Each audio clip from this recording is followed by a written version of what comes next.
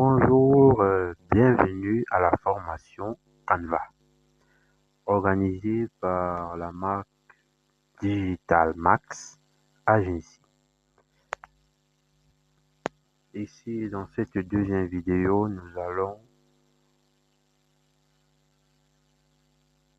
allons interpréter la structure du site de Canva. Ici donc, nous sommes sur la page d'accueil. La page d'accueil, c'est la page sur laquelle, lorsque vous venez de vous connecter, vous êtes dirigé. Ici, la première phrase que nous voyons, c'est « Qu'allez-vous créer aujourd'hui ?» Après donc cela, nous avons trois boutons.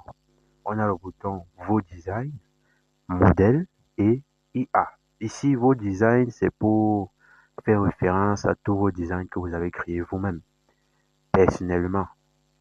Donc, ce que vous avez déjà eu à modifier sur les modèles dans votre studio Canva. Ensuite, nous avons le bouton modèle. Modèle ici, c'est pourquoi? C'est pour les modèles Canva, les modèles qui sont déjà enregistrés dans la base de données de Canva ou bien encore créés par l'IA de Canva. Ensuite, nous avons le bouton IA qui met à notre disposition l'intelligence artificielle de Canva qui nous permet de créer des images, des visuels ou encore même des logos. C'est très avancé et c'est uniquement disponible dans les abonnements premium sur Canva Pro. Ici, après, dans ces trois boutons, nous avons là la barre de recherche. Et si vous remarquez bien, le bouton sélectionner comment dire, ça vous indique où est-ce que vous faites dans vos recherches. Si c'est le bouton vos designs qui est sélectionné, ça veut dire que vous êtes en train de faire les recherches dans vos designs, donc dans ce que vous avez créé vous-même. Mais dans ce que vous avez créé vous-même.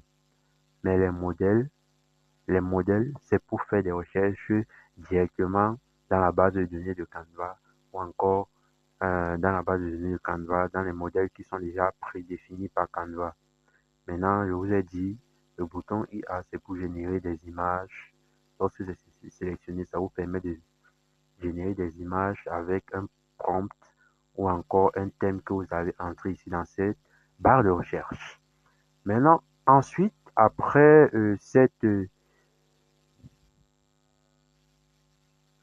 dans cette barre de recherche, nous avons plusieurs boutons ici. Ici, comme vous le savez, on a plusieurs formats de design. On peut avoir soit des logos, soit des publications, Instagram, présentation. Donc ici, ça vous liste quelques échantillons de ce que Canva peut vous offrir.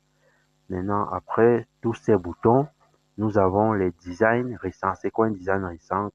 C'est encore la même chose que vos designs. C'est vos projets que vous avez personnellement créés vous-même avec Canva, que vous avez déjà téléchargé et tout ça.